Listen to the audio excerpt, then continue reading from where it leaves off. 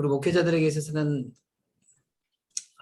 매번 이렇게 설교를 해야 되기 때문에 가장 어떻게 보면은 어렵고 힘들고 한 작업이 이제 이 설교 작업이다 이렇게 볼 수 있을 것 같은데요. 지금까지 우리가 이제 설교 작성을 위해서 수사법적인 글쓰기 또 논리적인 글쓰기 등 이런 이제 기초가 될 수 있는 이제 글쓰기 방식에 대해서 좀 그동안 우리가 공부를 해 왔습니다. 좀 더 풍성한 설교를 전달하기 위해서는 밑바닥에 좀 깔려야 될 것들이 뭐냐면 이렇게 이제 글쓰기. 이 글쓰기라고 하는 것은 다시 이제 그 인문학적인 어떤 소양하고도 연결이 많이 되는데, 우리가 조금 더 풍성한 설교를 하기 위해서는 이런 인문학적인 소양도 많이 갖춰야 될 필요가 있겠다. 이런 생각을 좀 해보고요. 그리고 어차피 설교는 말로 전달하는 행위이기지만 말로 하기 이전에 우리가 이제 설교를 작성하는 그런 과정들이 있기 때문에 조금 더 풍성한 언어 활용들이 또 있어야 되겠다 싶습니다. 그래서 이 설교를 좀 더 효과적으로 하기 위해서는 우리가 끊임없이 노력하는 자세가 필요하겠다 싶습니다. 어쩌면 저하고 같이 설교 공부를 하는 과정이 조금은 어려울 수도 있고 조금은 낯설 수도 있고 그런 부분들이 있지만 좀 더 집중해서 열심히 하다 보면 언젠가는 좀 더 좀 자유해지지 않을까 생각 좀 들고요. 늘 설교 같이 공부를 하면서 느끼는 게 저도 신대원 때 또 석사 할 때까지 이 설교가 너무너무 어려웠고 또 이 설교를 정말 힘들다 이런 생각들을 많이 했었습니다. 그리고 이제 석사를 다니면서 오늘 이제 분석 설교를 하게 될 건데요. 이 분석 설교에 대해서 한 몇 주간을 그냥 몇 편을 밤새워 가면서 한 서너 번을 하고 나니까 이제 분석 설교가 조금 이제 눈에 들어오고 익숙해지더라고요. 자, 그러면은 더 이따가 또 말씀드리겠지만 이 형태론을 가지고 설교하겠다라고 하는 것은 뭐냐면 일종의 내 머릿속에 분석 설교의 형태로 이제 그 성경을 보고 성경을 연구하고 하는 이제 그런 그 과정이 이제 필요하겠다 싶어요. 그래서 여러분들이 이제 제가 오늘 조금은 지겨울 만큼 여러분들이 오늘 그 설교의 형태를 아예 머릿속에 딱 넣을 수 있도록 그래서 이 프레임대로 이 구조대로 이제 설교를 만들어낼 수 있는 이제 그런 훈련을 좀 해보고 싶다 이런 생각을 해봅니다. 자, 그런데 오늘 먼저 이 분석 설교를 하기 전에 설교와 신학에 대한 이야기를 잠깐만 할게요. 설교와 신학. 왜냐하면 어떤 목사님들은 뭐 설교에 신학이 필요 없다라고 하시는 분들도 있고요. 또 반대로 어떤 분들은 설교를 어떤 신학적인 그 논쟁의 장으로 신학적인 어떤 사상을 전하는 그러한 모습들로 사용하는 경우들도 있는데요. 설교는 사실 신학적인 논쟁을 하는 것도 아니고 또 설교는 신학이 빠져 있는 것도 맞지 않습니다. 그래서 어쩌면은 우리 설교자들은 탄탄한 신학을 중심으로 메시지를 전달하는 그런 설교가 되어야 되겠다. 그래서 현장 설교가이면서 동시에 신학자이고 신학자이면서 동시에 현장 설교가여야 된다라고 하는 것을 여러분들이 좀 말씀드리고 싶어요. 자, 그런데 문제는 뭐냐면 문제는 신대원을 졸업하고 이제 목사안수를 받고 현장에 나가지만 사실 신대원만 졸업을 해가지고는 이 신학이 제대로 잘 정립이 안 됩니다. 물론 이제 석사 박사를 하면서 자기의 신학이 이제 이렇게 확고하게 되는 경우도 있지만 대체적으로 이 신학이 제대로 잘 정리가 안 되어 있는 그런 부분들이 있더라라는 거죠. 나중에 이제 성경을 해석할 때도 어떤 신학적 관점을 가지고 성경을 보느냐에 따라서 또 해석이 좀 많이 달라질 수 있습니다. 그래서 설교에 있어서는 분명하게 신학이 전제가 되어야 된다. 이렇게 말씀드리고 싶은데요. 사실 우리의 그 설교 현장에서 보면 설교와 신학과의 관계가 이렇게 논의되지 않거나 분석되지 않고 있기 때문에 소위 이제 그 리차드 리셔라고 하는 사람은 뭐라고 이야기하냐면 설교는 신학으로부터 소외당하고 있다라고 이야기를 합니다. 설교는 신학으로부터 소외당하고 있다 이렇게 이야기를 하고 있고요. 게라트 에벨링이라고 하는 이런 사람도 신학은 설교자가 설교를 어려워할 만큼 어렵도록 만들기 위해서 필요하다. 이게 말이 좀 어려운데요. 사실은 이 설교가 조금 어려울지 모르지만 철저하게 이 설교의 그 메시지 안에는 신학적인 내용들이 담보되어야 된다라고 하는 거예요. 그래서 신학적인 용어를 쓰지 않는다 할지라도 분명히 이 설교 안에는 이 신학적인 요소들이 담보되어야 된다라고 하는 것들이 그걸 이야기하고 있고요. 또 칼바르트가 재미난 이야기를 하고 있는데요. 신학은 교회의 복음을 감시한다. 신학은 교회의 복음을 감시한다. 또한 이렇게 이야기를 하고 있는데요. 신학을 교회의 언어와 생활을 측정하는 교회의 자기 점검이다라고 이야기를 합니다. 자, 여러분 이 말을 한번 다시 한번 드려본다면요. 어제도 여러분들이 이제 설교를 하셨을 텐데요. 그 설교 안에 어떤 신학적인 내용이 담겨져 있느냐, 그 신학적인 검증을 해야 된다라고까지 이야기를 합니다.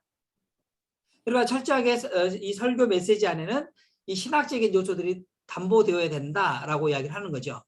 그래서 폴 스캇 윌슨이라고 하는 이제 4페이지를 주장한 이 설교가는 뭐라고 이야기하냐면요. 이 본문 안에서, 이 설교 안에서 전하고자 하는 교리가 분명하게 뭐냐? 교리를 드러내야 된다라고 이야기를 합니다. 그래서 이 오트라고 하는 학자는요. 설교는 신학이다. 신학은 설교이다라고까지 주장을 합니다. 벌써 신학 이야기하니까 머리가 좀 지끈지끈하시죠? 이런 것처럼 설교와 신학은 뗄래 뗄 수 없는 그런 요소다라고 이야기를 할 수 있고요. 저도 이 부분을 굉장히 좀 많이 따르고 있는 부분인데요. 심지어는 우리 교회 생활, 신앙 생활 하는 것도 마찬가지로 철저하게 신학적이어야 된다라고 이야기를 합니다. 신학적인 삶을 살아야지 내가 행동하는 그 삶이 신학적으로 다시 재점검이 될 수 있다라고 하는 거예요. 그래서 여러분 특별히 우리 목회자들, 설교자들은요. 우리의 삶의 실천이 결국에는 신학적인 삶이 되어야 된다. 그리고 우리의 실천이 이런 그 신학적인 내용을 담고 있다라고 할 수 있을 만큼 철저하게 우리는 신학적이어야 된다라고 이야기할 수 있겠습니다. 그래서 신학은 설교자로 하여금 보다 넓은 범위의 모든 요소들, 그러니까 다시 말하자면요. 설교자가 다루고 전달해야 될 그 설교의 내용 안에는요. 보다 광범위한 요소들, 예를 들자면 창조, 신학, 타락이라고 하는 것, 또 하나님의 섭리에 관한 신학, 성화에 관련된 신학, 교회 이론, 종말론, 뭐 이런 여러 가지 어떤 신학적인 요소들이 이 설교 메시지 안에 들어있어야 된다라고 하는 거죠. 그런 맥락에서 본다고 한다 그러면요, 우리 설교자들이 창조론에 대해서, 뭐 타락에 대해서, 인간론에 대해서, 죄론에 대해서, 성화론에 대해서, 거듭남에 대해서, 사랑에 대해서, 뭐 교회에 대해서, 종말론에 대해서, 뭐 이런 그 신학적인 요소들에 대해서 우리가 잘 정리를 하고 있어야 된다. 그리고 이 본문이 이런 신학적인 내용 중에 어떤 내용을 지금 이야기를 하고 있는지를 찾아낼 수 있어야 된다라고 하는 거예요. 이해되셨죠? 그러니까 다시 말하자면 성경을 연구하고 성경을 통해서 우리가 메시지를 전하려고 할 때에 이 본문이 어떤 신학적 내용을 이야기를 하고 있는지, 그래야지만 그 신학적인 그 근거를 가지고 성경을 해석하고 또 그 신학에 맞는 삶에 대한 이야기를 할 수 있다 이 말이에요. 이해되셨죠? 그래서 철저하게 우리는 좀 이 신학도 같이 공부를 해야 된다 이렇게 이야기를 할 수 있습니다. 자, 중요한 것은 설교자가 본문에서 바로 설교가 나올 수 있다고 믿는다면 난해하고 정돈되지 않는 성경의 주장으로 인해 설교는 실패하게 된다라고 이야기를 합니다. 이게 무슨 말일까? 어떤 분들은 그 직접 계시, 직통 계시를 받아가지고 설교 준비를 안 하고 바로 기도하면서 올라가가지고 설교를 하신다는 거 하는 분들도 있어요. 뭐 물론 뭐 그렇게 하실 수도 있겠지만 굉장히 위험한 요소들이 많이 있다 이 말이에요. 사실 성경도 보면 목회자들도 참 난해하게 보여지는 부분들도 많아요. 해석이 잘 안 되는 부분들도 많이 있다고요. 그런데 그렇게 난해하고 정돈되지 않는 성경의 이야기를 가져가가지고 설교를 하게 된다면, 준비도 안 하고 올라간다면 실패하게 된다라고 하는 것이죠. 그래서 멜랑이톤의 말을 빌려서 말하자면요, 복음은 성경을 바르게 이해할 때 문이 열린다라고 이야기합니다. 자, 다시 한번 말씀드려 볼게요. 복음은 성경을 바르게 이해할 때 문이 열린다라고 이야기하는 거예요. 그러니까 다시 말씀드리자면요, 우리가 복음 이야기를 하고 복음에 대해서 이야기를 하는데 그 복음이 성경을 바르게 해석할 때에야 복음에 대한 이해가 바르게 된다, 이렇게 이야기할 수 있어요. 목사님들에게 갑자기 무슨 복음에 대한 이야기를 할까? 여러분, 중요한 게 있습니다. 우리가 교회에서 가장 많이 쓰는 단어 중에 하나가 이 복음이라는 단어잖아요. 복음이라는 단어란 말이에요. 그러면 여러분, 복음이 뭐예요? 라고 물어보면 물론 교리적으로 우리 목사님들 다 이야기하실 수는 있을 거예요. 교리적으로는 이해할 수 있을지 모르겠지만, 그러면 그 복음에 대한 교리적인 이야기들을 복음 안에, 성경 안에서 어떻게 찾아낼 수 있겠냐라는 거예요. 자, 여러분, 지난주 어제 누가복음의 평지 설교에서 4가지 복과 4가지 화에 대한 이야기를 했단 말이에요. 자, 그러면 누가가 말하고 있는 이 평지 설교와 마태가 전하고 있는 팔복과 비슷한 내용을 담고는 있지만 관점 자체가 달라요. 그러니까 마태가 말하고 있는 복음의 개념과 누가가 말하고 있는 복음의 개념, 물론 그 원론적인 것은 같지만 그 대상이 다르다 이 말이에요. 대상이 다르다라고 하는 것은 무슨 말이냐면요, 각자가 이 복음을 경험하는 내용이 다를 수 있다라고 하는 거죠. 그래서 이런 그 교리적인 것들이 우리 이 성도들의 일상생활에서 어떻게 복음으로 경험될 수 있을지에 대한 것들도 우리가 잘 알아야 됩니다. 그래서 성경에서 말하고 있는 복음의 내용들, 그 내용들을 바르게 해석할 때에야 복음이 이런 거구나, 조금 더 확장시켜서 이해할 수 있다라고 하는 거죠. 자, 그래서 설교자는 성경의 문맥에서 교회의 가르침과 현재의 상황 속에서 왜 이 말씀이 들려져야 하는지에 대해서 물어야 된다는 거예요. 자, 여러분 이제 여기는 기록하지 않았지만은 여러분, 설교를 하기 위해서 본문을 선택을 하잖아요. 본문을 선택할 때 어떤 기준을 가지고 선택하나요? 물론 이제 교회 학교나 이런 데에서는 총회에서 주어지는 그 공과에 따라서 할 수도 있어요. 그리고 우리 목회자들도, 목사님들도 그 이제 설교를 할 때 여러 가지 근거를 가지고 이제 설교 본문을 선택하는 경우가 있는데, 대체적으로 보면 설교자들이 자기가 하고 싶은 내용들을 가지고 본문을 가지고 설교하는 경향들이 많이 있어요. 자, 그래서 이런 것들을 조금 그러다 보면 어떤 문제가 있냐면, 이 설교자에게 익숙하고 좀 설교자에게 은혜가 되고 설교하기 쉬운 문장, 이 성경만 골라가지고 하는 경우들도 있다 이 말이에요. 그러면 어떻게 되느냐, 계속해서 그냥 그 레파토리 안에서만 돌아요. 이런 문제점들을 극복하기 위해서 저희 그 핸드북에서 매주 설교를 그렇게 해서 이제 본문을 제시를 하고, 이건 그 근거는 교회력에 따라서 이제 본문을 제시를 해 드리는 거죠. 어쨌든 그래서 설교자의 의도가 있을 수도 있지만, 중요한 것은 뭐냐면 오늘 내가 전해야 될 이 복음이 왜 이 말씀이 오늘 우리 성도들에게 들려져야 되느냐, 이걸 물어야 된다 이 말이에요. 그리고 이 설교의 내용이 교회의 전통 가르침과 우리가 당면하고 있는 현재 상황 속에서 이 말씀이 어떤 의미인지를, 어떻게 들려져야 되는지를 우리가 항상 질문을 해봐야 된다라고 하는 거예요. 그리고 이제 그 니션은 인간으로서 설교자는 이 세상에 살면서 목회를 하지만 신학자로서의 목사는 우리 시대의 유동성과 역사주의, 세속주의, 평범한 종교성, 그리고 무엇보다도 우리 세대의 불안을 정확하게 평가할 수 있어야 된다라고 이야기를 합니다. 자, 여러분 생각해 보세요. 조금 이 부분은 제가 설명을 좀 드려볼게요. 그러니까 설교자는 이 세상에서 살면서 목회를 한다고 했지만 신학자는 목사로서 우리 성도들의 삶에 나타나고 있는 그 많은 요소들에 대해서 진단하고 평가할 수 있어야 된다라고 하는 거예요.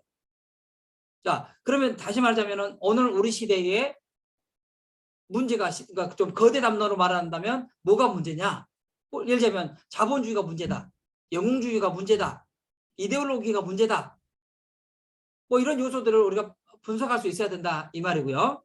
또 하나는 뭐냐면 우리의 성도들이 지금 무엇 때문에 고민하고 힘들어하고 방황하고 있느냐, 불안하게 만들고 있는 요소가 무엇인지를 정확하게 진단할 수 있어야 된다라고 하는 거예요.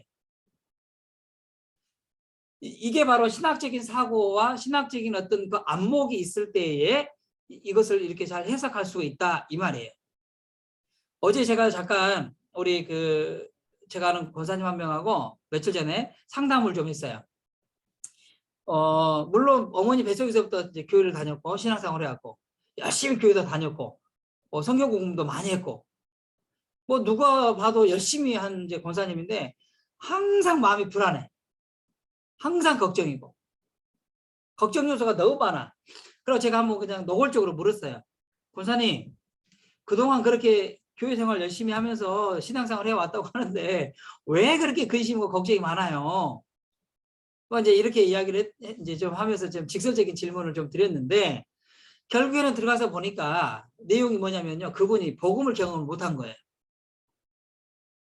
뭐 자녀에 대한 문제도 있고요. 건강에 대한 문제도 있고요. 하여튼 여러 가지 문제가 있어요. 제가 봐도 인간적으로 볼 때는 문제가 있어 보여. 그런데 그런 문제들에 대해서 문제 집착하고 그 문제에 매몰되어 가지고 늘상 근심하고 걱정하고 불안하고 스트레스 받고 이런 삶이 계속해서 반복이 된다 이 말이에요. 그래서 상담을 하다가 보니까 참 놀라운 게 그렇게 오랫동안 교회를 다녔지만 이분이 복음을 경험 못한 거예요. 복음을 경험하지 못하니까 인간적으로 그 문제를 내려놓는다고 해서 내려지는 것도 아니고요. 뭐 하나님 앞에 맡긴다고 고백은 하지만 사실상 또 일상으로 돌아와서 그 문제 맞닥뜨리면 또 고민하고 또 갈등하고 이게 계속해서 이제 이게 뭐랄까 다람쥐 쳇바퀴 돌듯이 돌고 있어요. 거기다가 또 한 가지 얹어진 게 뭐냐면 이 율법주의적인 신앙이 그런 자기를 보면서 또 학대를 하고 있어요.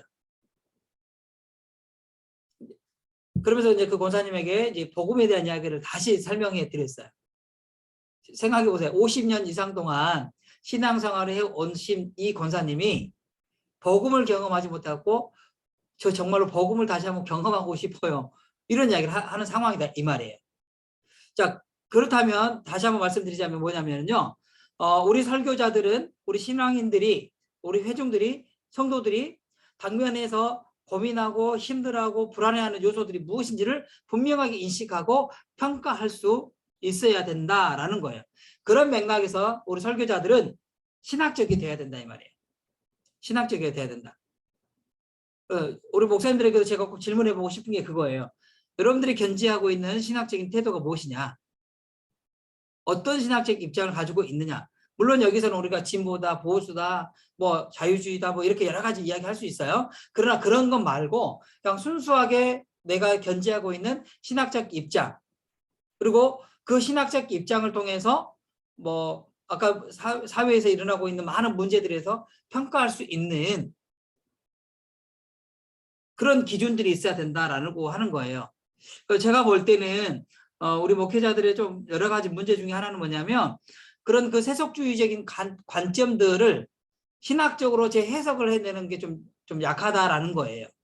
특별히 이데올로기에 파묻혀 버렸고 자본주의에 파묻혀 버렸고 이런 세상에 대해서 우리가 신학적으로 다시 점검을 하면서 하나님이 원하시는 바른 신학적 관점을 이야기할 수 있는 그런 우리가 설교자가 되어야 된다라고 하는 거예요. 그래서 지금 요즘에는 과학이 굉장히 발달이 되면서 이제 이러한 질문들은요, 목회 현장을 뛰어넘어서 뭐 굉장히 많은 부분, 그러니까 인류학과, 철학과, 이데올로기와 정치학과, 예술과, 과학, 의학, 뭐 심지어는 이제 인공두뇌, 뭐 이런 것들과의 어떤 그 연관성, 끊임없는 그런 그 논의들을 요구받고 있다 이 말이에요. 자, 그러면 여러분들에게 한번 질문을 드려볼까요? 만약에 신학과 정치학이 대화를 한다고 했을 때 어떤 대화를 할 수 있을까? 예를 들면 이런 거예요. 신학과 과학과의 대화가 가능할까? 신학과 인류학의 대화가 가능할까? 정치학과 대화가 가능할까? 뭐 일반 윤리학과의 대화가 가능할까? 뭐 이런 논의들을 좀 할 수 있어야 된다 이 말이에요. 그러면은 뭐냐면 우리가 정확한 어떤 그 신학적인 스펙트럼을 가지고 있어야지만이 대화가 가능하다 이렇게 볼 수 있습니다. 자, 그렇다면 설교자는 어디서부터 시작이 되는 것일까? 자, 지금 여기서부터인가 아니면 성경적 상황 그때 그리고 그것에서부터 시작하는 것일까? 이게 무슨 말이냐면요. 여러분 설교를 준비할 때 설교자가 설교를 시작하는 것은 어디서부터 시작이 되냐 이 말이에요. 다시 말하자면 지금 내가 발을 딛고 있는 여기서부터 시작을 하고 있는 것이냐 아니면 성경으로부터 가서 거기서부터 시작을 해야 되는 것이냐 이거거든요. 자, 여러분 설교를 준비하실 때에 여러분들은 어디서부터 시작을 하나요? 성경으로부터 먼저 시작하나요? 아니면 우리 삶의 실존에서부터 시작이 먼저 되나요? 두 가지다. 예. 그러니까 삶의 실존과 성경의 관점 속에서 같이. 자, 좋습니다. 중요한 것은 우리의 관점은 성경의 세계와 우리 일상의 생활의 관점 두 가지가 같이 있어야 된다라고 하는 것은 이제 맞습니다. 이제 그런 부분들을 조금 더 있다가 성경을 설교를 준비하는 과정에서 잠깐만 더 언급을 하도록 하겠습니다. 그래서 설교자의 중요한 임무 중에 하나는 설교 사역이 무엇인지에 대한 분명한 이해를 하는 것입니다. 자, 여러분, 설교 사역자들에게 있어서 설교자에게 있어서 설교 사역이 무엇인지 좀 더 분명하게 이해를 해야 될 필요가 있다 이 말이에요. 자, 예를 들면 누군가가 목사님 설교가 뭐예요? 라고 물어본다면 여러분들은 어떻게 대답하실 수 있을 것 같아요? 설교가 무엇입니까? 라고 물어본다면 여러분들은 뭐라고 이야기하실래요? 뭐 다양하게 이야기할 수 있겠죠. 계시다 뭐 여러 가지 이야기할 수 있겠죠. 자, 그렇지만 여러분들 분명하게 자기가 설교 사역이 무엇인지에 대한 인식이 필요하다라고 하는 거예요. 그 인식을 하게 될 때에 그 인식에 맞게끔 그 설교 사역을 우리가 감당하게 된다 이거죠. 그래서 오늘 여러 학자들의 이야기를 통해서 한번 설교를 뭐라고 말하는지 잠깐 언급을 해보도록 할게요. 설교자가 자신이 행하고 있는 설교 사역에 대한 분명하게 정의를 내릴 때에 자신의 정체성을 파악하게 되고 자신이 하는 사역에 대한 확신을 갖게 된다라고 이야기를 합니다. 자, 그러면 구약에서는 뭐라고 이야기했냐? 구약의 예언자들이 이제 그 설교 사역을 어떤 관점을 가지고 했냐면 그들은 철저하게 하나님으로부터 소명을 받아서 자신의 전 생애를 바쳐 하나님의 말씀을 전하는 사명자다라고 이야기를 했습니다. 자, 그러니까 다시 말하자면 구약의 예언자들은 하나님으로부터 콜링을 받아가지고 나의 전 생애를 하나님께 바쳐서 하나님의 말씀을 전하는 사명자로 그 역할을 이해했다라고 하는 거예요. 그러니까 하나님으로부터 받아서 메시지를 받아가지고 그것을 전하는 사역을 했다라고 하는 차원에서 보자면 그들은 말씀의 사자였다라는 거예요. 말씀의 사자. 사자는 뭐예요? 일종의 대사잖아요. 그러니까 이 말씀의 사자는 내 뜻을 전하는 게 아니라 그 내용을 메시지를 위임하신 그분의 뜻을 그대로 전달하는 거죠. 그게 참 선지자였어요. 근데 거기다가 내 생각을 넣으면 거짓 선지자였죠. 그렇죠? 그래서 구약의 선지자들은 철저하게 말씀의 사자였다라고 하는 인식을 가졌고요. 그래서 그들은 하나님의 실존을 알리고 그의 말씀을 전하는데 집중적인 관심을 뒀다 이 말이에요. 그러니까 예언자들은 뭐였냐? 하나님의 실존에 대해서, 하나님이 이렇게 살아계신다, 하나님이 이렇게 우리를 통치하신다, 이런 사실과 또 그 살아계신 하나님께서 하신 말씀을 알리는 데 집중적인 관심을 가졌다라고 하는 거예요. 그래서 그들은 철저하고 분명하게 하나님의 말씀을 인간에게 전하는 것을 반드시 수행해야 된다라는 사실로 그들은 이해했다 이 말이에요. 그래서 그들의 주체는 항상 하나님이었어. 설교자의 주체가 누구였다고요? 하나님이었다. 하나님. 그러니까 내가 말한다, 내가 너희들에게 권한다 이가 아니라 누가 말씀하셨다? 하나님이 말씀하신다. 그래서 이제 분석 설교에서도 이따가 대지에 주어가 항상 뭐가 돼야 되냐면 성삼위 하나님이 돼야 된다라고 하는 게 또 여기서 나와요. 뭐 저는 여러분들에게 원합니다가 아니라 하나님은 오늘 말씀 통해서 이렇게 말씀하십니다. 대지의 주어는 항상 하나님이어야 된다. 그래서 그들의 그 주체는 항상 하나님이었고 그들은 이러한 소명 의식을 가지고 어떤 어려움이나 역경이 있어도 용기 있게 하나님의 말씀을 선포했습니다. 자, 여기서 한 가지 이제 기억합시다. 구약의 예언자들은 철저한 소명 의식을 가지고 하나님의 메시지를 전하는데 전력 집중했다라고 하는 거예요. 자, 그런데 이러한 그 예언자적인 전통이 구약에서만 끝나는 것이 아니라 신약의 사도들에게도 넘어옵니다. 물론 그 사이에 예수님도 이 예언자적 전통을 따르고 있지만 어쨌든 사도들에게 그대로 전해졌는데 특별히 신약에서의 설교는 하나님의 구속사역. 자, 하나님의 구속사역. 조금 더 한 가지만 더 말씀드리자면요. 구약에서의 예언자들은 내용 면에서 두 개가 있죠. 하나는 심판이고 하나는 회복이에요. 그러니까 너희들이 죄를 지면 심판이 있고 회개하고 돌아오면 하나님의 평화가 있다. 이게 이제 그 주된 내용이었다면 이제 신약으로 넘어와서는 신약에서의 설교의 핵심은 뭐냐면 하나님께서 우리를 구원하셨다라고 하는 이 구속사역과 관련해서 증언하는 형태였다라고 하는 거예요. 증언하는 형태. 자, 여러분 증언이라는 단어를 여기서 조금 더 생각을 해봐야 되는 게 이따가 또 말씀드리겠지만은 이 토마스 롱이라고 하는 이 설교학자는 설교를 무엇으로 이해를 했냐면 바로 증언으로서의 설교. 이 증언으로서의 설교를 이야기를 했다 이 말이에요. 자, 그래서 예수 그리스도의 오심과 그의 생애, 교훈, 십자가의 순환과 부활, 승천, 재림을 선포하고 있었다 이 말이에요. 자, 그러니까 아까도 우리가 신학적인 차원에서 보자면은요, 본문에서는 때로는 이 그리스도의 그 생애와 어떤 관련이 있는지도 우리가 좀 더 파악할 수 있어야 된다라고 하는 거고요. 여러분 이제 우리가 그 교회력에 따라서 저희들이 이 핸드북을 이제 출간을 하잖아요. 이 교회력이 이제 어떻게 구성이 되냐면 이 교회력은 바로 예수의 전생애를 주기로 해서 그 주기에 따라서 만들어진 게 교회력입니다.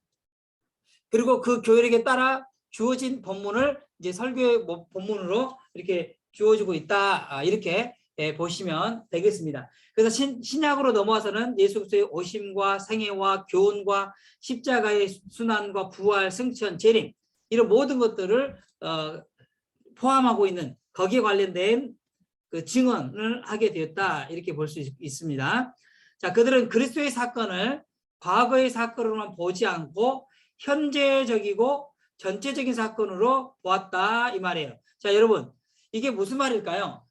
예수 그리스도의 구속의 사건, 십자가의 사건을 과거의 사건으로만 보지 않고 현재적이고 전체적인 사건으로 보았다라고 이야기합니다. 이게 무슨 말일까요? 여러분 이게 여기에 관련해서도요, 여러분 그 예배학에서는 굉장히 중요한 용어 하나가 있어요. 그게 뭐냐면 아남네시스. 우리가 보통 우리나라 말로는 그 왜 성찬할 때 기념하라라고 이야기를 하잖아요. 이 기념하라라는 말은 우리 언어에서는 좀 한계가 있어요. 우리가 그 기념한다라고 하는 것은 과거에 일어났던 일을 우리가 생각하면서 회상하면서 그냥 그때 그랬었지, 이런 개념이 우리한테는 많이 담겨져 있거든요. 그런데 이 헬라어의 이 아남네시스라고 하는 이 단어는요, 이런 생각을 굉장히 더 포괄적으로 생각하는 그런 언어예요. 그래서 이 헬라어 안에는 이 아남네시스라고 하는 이 단어는 그 과거의 시간과 현재 시간과 미래의 시간을 하나로 보는 거예요. 그러니까 예수 그리스도의 십자가의 사건이 과거에 일어났던 이야기가 아니라 그 이야기가, 그 사건이 오늘 우리 이 현장에서도 그대로 일어나고 있다, 이렇게 바라보는 단어예요. 그러니까 좀 생각이 좀 다르죠. 이 언어가 사실은 우리 인간의 생각, 사고를 지배합니다. 그래서 우리나라 언어에는 이런 아남네시스라고 하는 단어를 표현할 길이 없어요. 그래서 그냥 적절한 단어가 회상한다, 기념한다, 이런 단어이지만 원래 갖고 있었던 아남네시스라고 하는 단어의 의미를 다 포함해내지 못하고 있어요. 그래서 우리가 성찬을 행할 때도요, 사실은 여러분 목사님들이 생각하셔야 될 게, 성찬을 행하는 그것 자체가 그냥 과거에 대한 회상이 아니라 오늘 우리가 2000년 전에 일어났던 예수 그리스도의 십자가의 사건으로 우리가 같이 동참하는 거예요. 그 사건이 지금 여기서 재현이 되고 있는 거죠. 인식 자체가 달라요. 그래서 여기서 말하는 게 뭐냐면, 그 과거의 사건으로만 인식하지 않고 현재적이고 전체적인 사건, 여기서 전체적인 사건이라고 하는 것은 무슨 말이냐면요, 하나님께서 창조하셔서 예수의 재림까지를 말하는 거예요. 다시 말씀드리자면요, 그래서 우리의 설교의 내용 안에는 창조에서부터 재림의 이 교리적인 요소들이 담겨져 있어야 된다라고 하는 거죠. 이대롱 전사님 이번 주 수요일에 설교를 하게 될 텐데요, 이제 그런 맥락에서 이렇게 질문할 수 있을 거예요. 전사님이 설교를 하는 그 설교의 내용에서의 핵심 교리가 뭐예요? 뭐 창조론이에요? 교회론이에요? 뭐 성화론이에요? 뭐 어떤 거예요? 라고 물어보면 그게 딱 나와야 돼. 이해되셨죠? 자, 그래서 사도들이 외쳤던 말씀의 증언은 단순히 인간적인 사건의 전달이 아니라 그리스도의 사자로서의 외침이었다고 확신했었고요. 따라서 설교 사역은 특별한 부름을 받은 존재가 언제나 성경에 기록되어진 대로 살아있는 하나님과 그분이 행하시는 구속 사역을 증언하고 그 기록에서 주어진 말씀을 전달하기 위하여 운반의 사명을 감당하면서 이루어진다. 좀 말이 굉장히 좀 어려워졌는데, 쉽게 말하자면요, 이 성경에 대한 내용을 예수의 하나님의 구속 사역과 관련해서 그 말씀을 전달하는 행위다, 이렇게 볼 수 있습니다. 자, 이러한 말씀 사역은 하나님과 백성 사이에서 지속되어야 하고 하나님의 나라를 이 땅에 확장해 가는데 더욱 강화되어야 된다라고 하는 거예요. 자, 그런 의미에서 보자면 여러분들에게 한 가지 또 질문해 보고 싶은 게 뭐냐면, 여러분들은 어떠세요? 여러분들은 이 설교 사역자로 부름을 받았다고 확신하시나요? 그냥 전도사가 되고 목사가 돼서 그냥 당연히 설교를 해야 된다, 그냥 당연하게 그냥 해야 되는 그 정도로만 생각하시나요? 아니면 정말로 이 설교 사역을 감당하도록 하기 위해서 나를 부르셨다라고 하는 그런 확신이 내 안에 있냐, 이거죠. 거기에 대한 우리의 분명한 정체성이 있어야 된다, 이 말이에요. 그리고 우리의 설교 사역의 궁극적인 목적은 이 땅에 하나님의 나라를 이루어갈 수 있도록 하는 것. 자, 이런 설교 사역에 대해서 칼빈은, 하나님은 하늘로부터 누구나 다 들을 수 있도록 말씀하지 않으시고 오직 그의 도구로 인간을 선택하여 말씀하신다. 자, 다시 말씀드리면요, 그러니까 여러분, 하나님께서 누구나 들을 수 있도록 말씀하신 것이 아니라 하나님께서 택하신 도구를 통해서, 인간인 도구를 통해서 말씀하신다라고 이야기를 하고 있습니다. 이게 누구의 말이냐면 이제 칼빈의 말이죠. 그래서 이 칼빈의 말에 의해서 보자면 설교자는 하나님의 종이다, 대사다라고 강조하고 있습니다. 자, 그러면 여러분 이 개념만 보더라도 설교의 단에서 인간의 말을 하면 될까요? 안 될까요? 안 되죠. 자, 그럼 여기서 여러분들에게 퀴즈를 드려볼게요. 어떤 것은 인간의 말이고 어떤 것은 하나님의 말이 될까요? 어떤 분들은 착각하는 게 뭐냐면 설교의 단에 올라가서 자기가 하는 말이 곧 법이요 진리다, 이렇게 생각하시는 분들이 생각보다 계셔요. 그래서 또 성도들로부터 또 이런 질문도 받아요. 왜 우리 목사님은 인간적인 말만 저렇게 하는지 모르겠다고. 여러분, 그러면 인간적인 말과 하나님의 말은 어떻게 다를까요?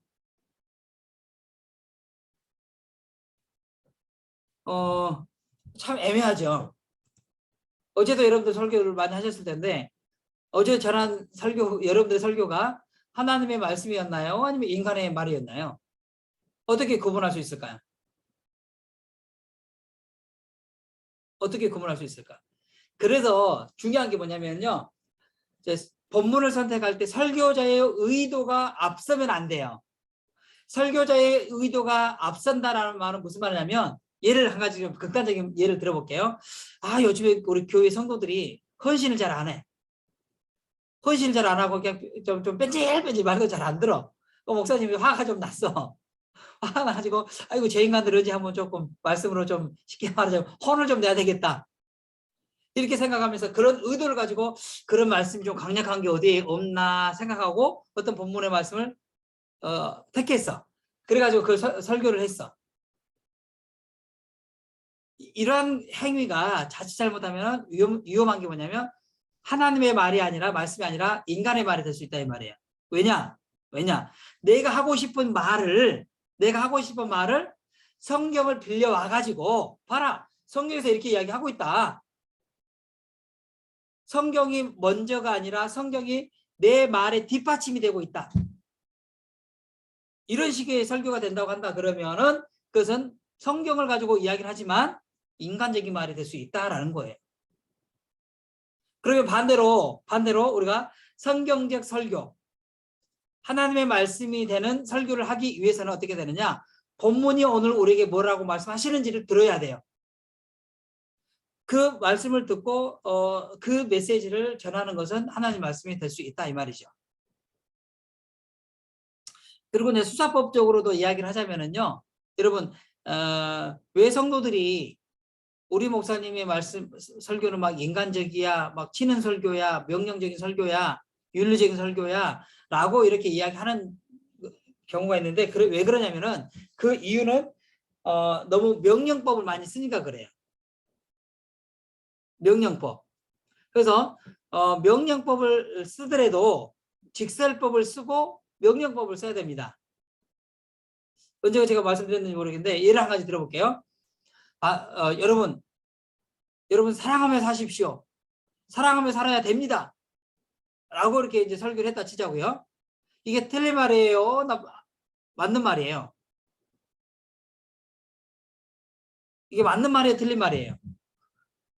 말은 틀린 말이 아니야. 말은 틀린 말은 아닌데 성도들은 그 말을 들으면서 이런 생각을 해요. 좀 극단적으로 제가 말씀드릴게요. 아이씨, 목사님이나 잘하지. 목사님이나 좀 사랑 좀 잘해주지. 이런 생각을 하고 있다. 그럼 뭐가 문제일까요? 뭐가 문제일까? 물론 우리 여기 오신 목사님들은 다 사랑을 많이 하시는 분들로 알고 있겠지만 근데 그런 오해를 받을 수가 있어요. 뭐가 빠지냐면요, 이거 수사법적으로 직설법이 빠져서 그래요. 어떤 직설법이 빠지냐면 진리의 사실, 다시 말하자면 하나님은 우리의 사랑이십니다. 하나님은 우리를 죽기까지 사랑하시는 분이십니다. 그래서 우리들 또한 죽기까지 사랑해야 됩니다. 사랑하는 성도 여러분, 우리 모두 사랑합시다. 자, 똑같이 사랑합시다라고 외쳤지만 뭐가 좀 다르지 않으세요? 다르죠? 어? 그러니까 여러분 만약에 명령법을 쓰기 전에 항상 직설법을 먼저 써주시고 그리고 명령을 해주세요. 그리고 그 주체도 마찬가지예요. 여러분 사랑하며 사십시오라고 명령하는 것은 말하는 사람의 주체자가 되는 거예요. 그렇지만 하나님이 오늘 말씀을 통해서 우리에게 사랑하도록 말씀하고 있습니다. 그래서 우리 여러분 사랑합시다 라고 말한다면 그 주어가 누구냐면 설교자가 아니라 하나님인 거죠. 여기에서 설교의 권위가 생기는 겁니다, 여러분. 자, 중요한 게 뭐냐면 설교를 한다고 해서 권위가 생기는 게 아니라 이렇게 하나님의 말씀을 말씀답게 드러내 줄 때에 여기에 설교자의 권위가 생긴다라고 하는 거죠. 권위는 다른 데서 오는 게 아닙니다. 그 완장 찼다고 해서 그 자리가 권위의 자리가 아니에요.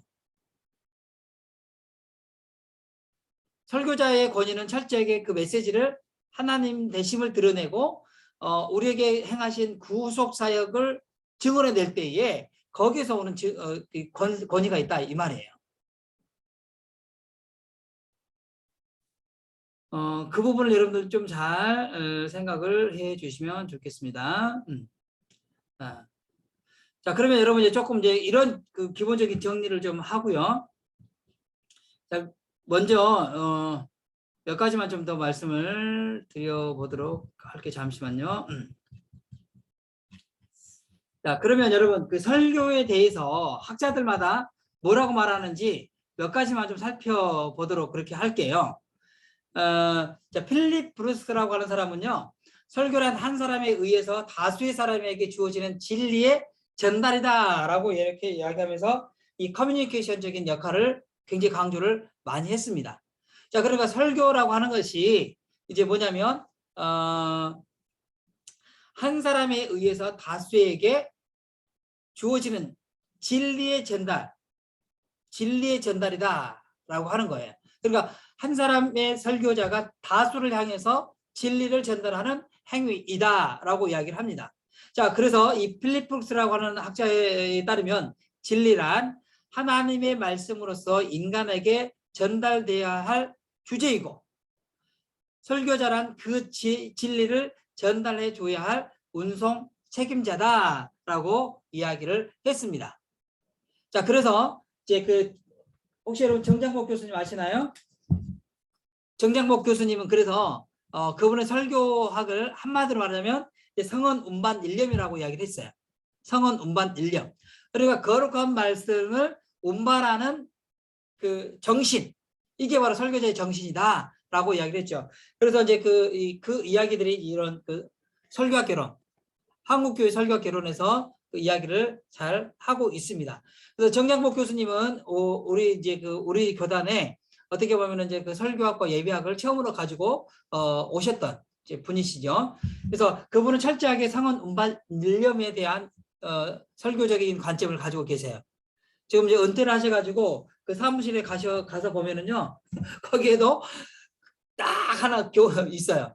성언 운반 일념. 이분의 그 설교의 세계는 성언 운반 일념이다. 이렇게 이야기를 합니다. 자, 그러면 존 스토트라고 아까 제가 한번 말씀드렸던 이제 토마스 롱은 증언으로서의 설교다라고 이야기합니다. 여러분, 증언이라고 하는 것은 뭘까요? 증언이라는 것은 증언의 굉장히 중요한 요소가 뭐예요? 목격을 해야 돼요. 목격을.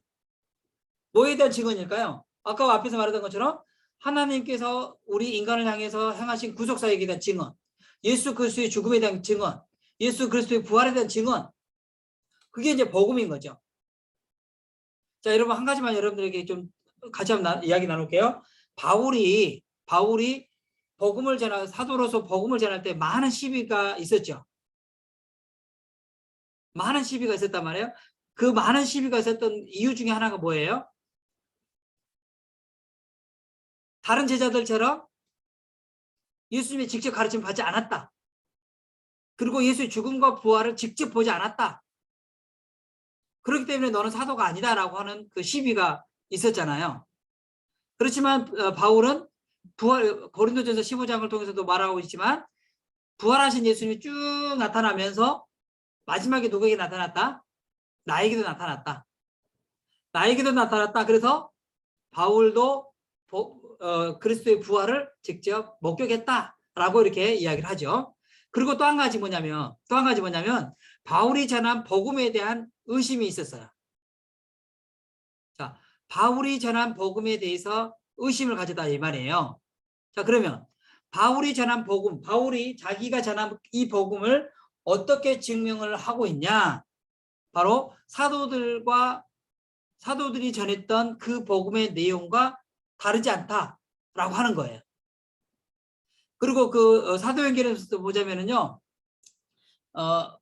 그 어디지?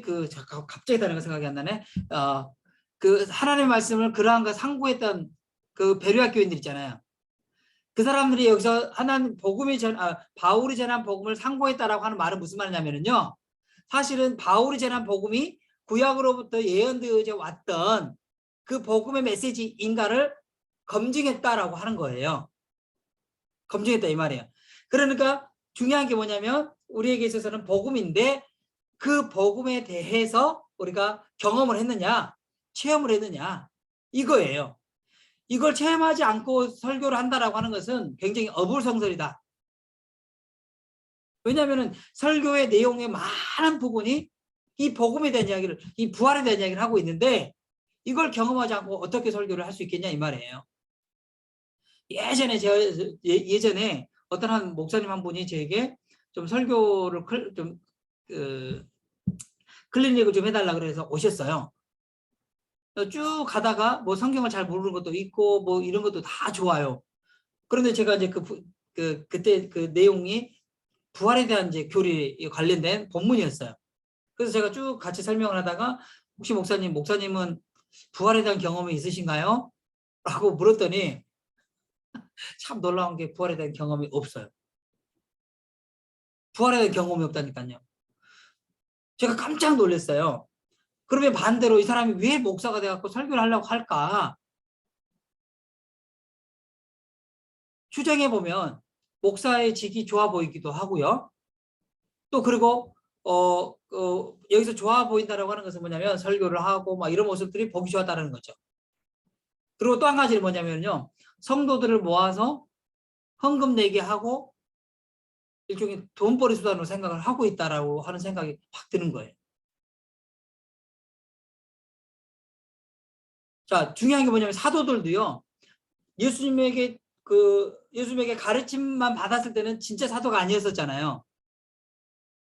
예수의 죽음과 부활을 경험하고 특별히 사도행전을 가서 성령의 임재를 경험했을 때야 그들이 인생이 완전히 바뀌면서 철저하게 내가 하나님의 사도로서 그 삶을 헌신했던 것을 볼 수 있습니다.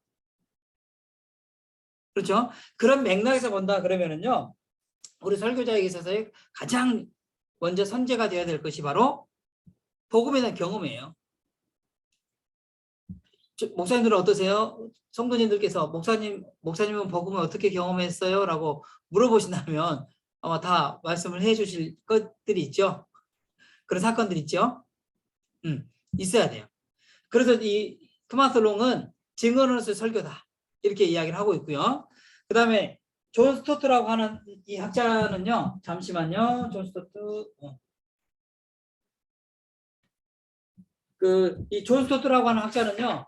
성경적 원리와 실제라는 이 책이 있어요. 제가 앞장이 좀 찢어져 갈 건데 이 성경적 원리와 실제라는 이 책에서 보면 뭐라고 이야기를 하고 있냐면 설교는 다리 놓기다라고 이야기를 합니다. 다리 놓기다라고 하는 것은 무슨 말이냐면 자, 성경의 시대와 오늘날의 시대가 최소한 2000년 이상 갭이 있다 이 말이에요. 그렇죠? 2000년 이상의 갭이 있는데 이 2000년의 시간의 갭을 연결해 주는 사람이 누구냐? 바로 설교자다라고 하는 거예요. 그래서 첫째, 우리는 이 성경에 대해서 알아야 돼요. 성경을 알려면 그 안에 있는 역사적인 것과 문화적인 것과 정치적인 것과 시대적인 상황과 이런 모든 것들을 알아야 돼요. 그래서 나중에 우리가 성경을 해석할 때 이 요소들이 굉장히 매우 중요한 요소가 되는 거죠. 그래서 고대의 세계를 알아야 돼요. 그러면 이제 오늘날의 시대. 그러면 오늘날의 시대에 대해서도 우리가 알아야 된다라고 하는 거예요. 이 시대를 지배하고 있는 이 문화, 정신, 사회적인 시스템 이런 게 뭔가를 분석할 줄 알아야 된다 이 말이에요. 그래서 우리 설교자는요 성경도 많이 알아야 되겠지만 뭐에 대해서도 알아야 돼요? 세상이 어떻게 돌아가고 있는지에 대해서 알아야 돼요. 예를 들자면 그냥 한 가지 말씀드리면 왜 오징어 게임에 대해서 영화가 그렇게 많은 사람들이 열광을 했고 또 지옥이라는 영화도 엄청나게 이제 넷플릭스에서 관심을 받았고요. 지금 우리 학교는이라는 이 영화가 또 넷플릭스에서 완전히 지금 난리가 아니에요. 근데 내용이 보면 다 잔인하고 막 그래 죽이고 지금 우리 학교는이라는 영화도 보니까 좀비 영화. 학교를 배경으로 하고 있지만 완전 좀비 영화야. 너무 잔인해. 그런데 세계에서 이러한 영화를 보면서 굉장히 막 열광을 하고 있다 이 말이에요. 그러니까 서구 사회 같은 경우는요, 이런 이 시대를 지배하고 있는 그런 그 정신과 문화적인 시스템 이런 부분들에 대해서 굉장히 많이 관심을 가지고 있어요. 이런 부분들은 나중에 기회가 되면 제가 그 설교 신학에서 좀 더 심도 있게 한번 나누어 보도록 그렇게 할게요. 그래서 이런 시대 속에서 고대 시대와 현대 시대를 연결시켜주는 작업을 하는 자가 누구다? 다리노키다. 설교자다. 이렇게 이야기를 합니다. 자, 그리고 여러분 찰스 캠벨 금방 제가 그렇게 말씀드렸던 것들을 좀 더 공부를 하기 위해서는요. 찰스 캠벨이라고 하는 이 학자 실천과 저항의 설교학 이 책을 한번 보면은 참 이제 제 논문하고도 연결되어 있는 부분이긴 한데요. 타락한 이 권세, 다시 말하자면은 영적으로 우리가 말하고 있는 시스템적으로 지배하고 있는 그런 잘못된 시스템들에 대해서 우리가 어떻게 저항하고 어떻게 실천할 것이냐 이거예요. 그게 또 뭐 사회적인 제도가 될 수도 있고요, 정치적인 어떤 이데올로기가 될 수도 있고요, 뭐 이런 분들. 그래서 이 찰스 캠벨이라고 하는 학자는요, 뭐 1인 시위도 미국 사회에서 1인 시위도 합니다. 어떤 거냐면 전쟁에 대한 반대 운동도 해요. 왜? 하나님의 관점에서 보자면 전쟁이 좋은 게 아니거든요. 전쟁이 정당하지가 않아요. 그래서 이분은 복음에 입각해서 전쟁은 안 됩니다라고 하는 그 사회적인 운동까지도 하고 그러신 분들이에요. 근데 이분이 사회 운동가가 아니에요. 철저하게 복음의 근거에서 복음에서 위반되는 사회적인 질서에 대해서 저항하는 거죠.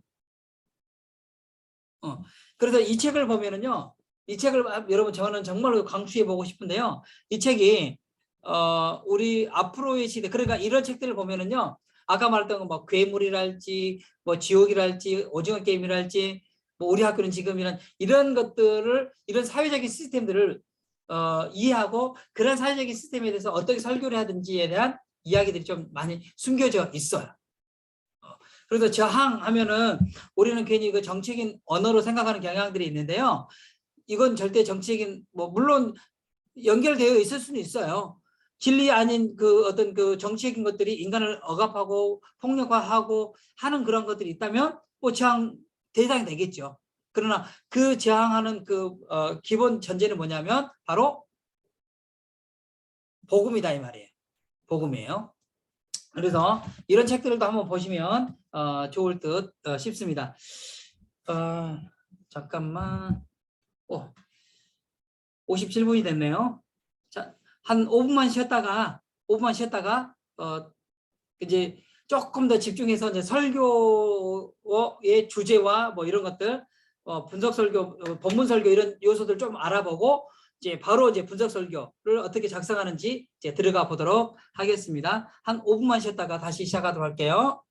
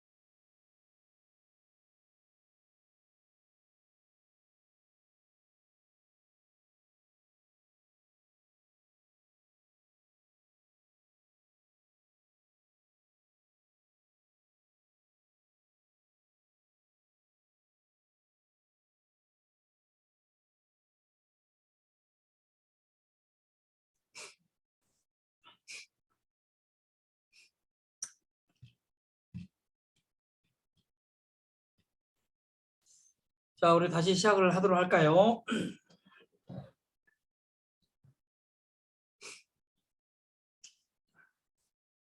수업을 다시 시작하도록 하겠습니다.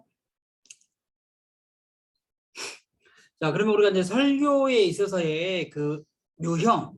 자, 그러니까 여러분, 설교에서 우리가 먼저 생각해 봐야 될 게 뭐냐면은요, 유형과 형태입니다.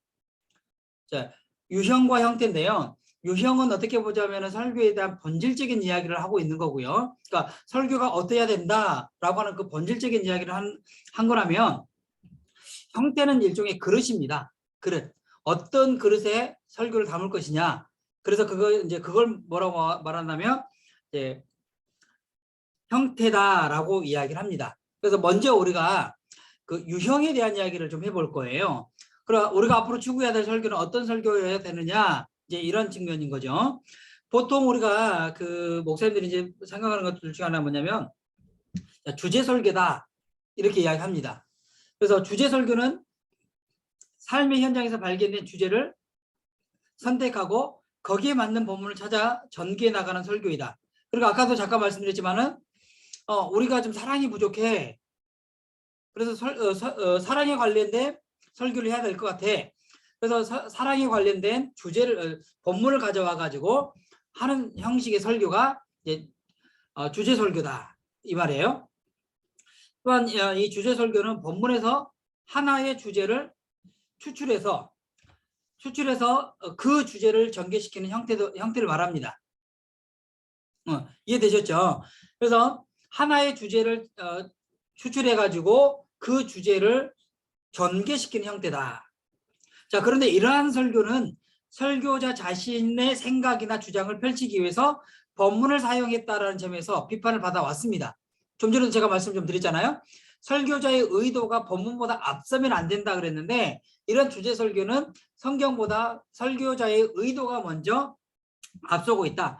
이런 면에서 좀 비판을 받아왔습니다. 이렇게 될 경우 본문이 설교자에게 봉사하게 되는 그야말로 비성경적인 설교가 되고 만다라는 거예요. 자, 그렇지만 주제 설교가 성경의 위대한 주제, 다시 말해서 가장 필수적인 성경적 개념에 충실한다면 그것은 충분히 성경적인 설교다라고 말할 수 있어요. 다시 말하자면 그 주제가 본문에 대한 것들을 잘 전달하고 있다 그러면 뭐 나쁘지 않다 이렇게 볼 수 있는 거죠. 자, 그러므로 주제 설교가 성경적인 설교가 되기 위해서는 설교의 모든 주안점이 특정한 본문에서 나오지 않는다 할지라도 성경의 여러 책에서 있는 본문에 근거해야 된다. 다시 말하자면요, 그 주제가 성경에서 성경에서 그 주안점이 나와야 된다라고 하는 거죠. 이 점은 좀 더 다시 살펴보도록 할 거예요. 자, 그 다음에 우리가 흔히 이제 또 본문 설교다라고 이야기합니다. 본문 설교. 흔히 보통 본문 설교를 강해 설교와 많이 혼돈하게 되는데, 본문 설교는 되게 짧은 본문, 보통 뭐 두세 개, 길게는 뭐 10개, 짧게는 하나, 두 줄 정도를 사용해서 성경 본문을 나열식으로 주석해가는 설교. 이것은 일종의 뭐냐면요, 주예식 설교입니다. 주예식 설교.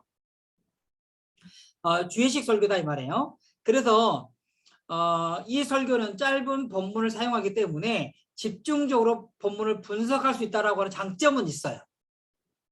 그래서 본문 설교를 강해 설교와 많이 혼돈합니다. 그러니까 목사님들이 가장 뭐랄까 혼돈하고 있는 부분이 바로 이 부분이에요.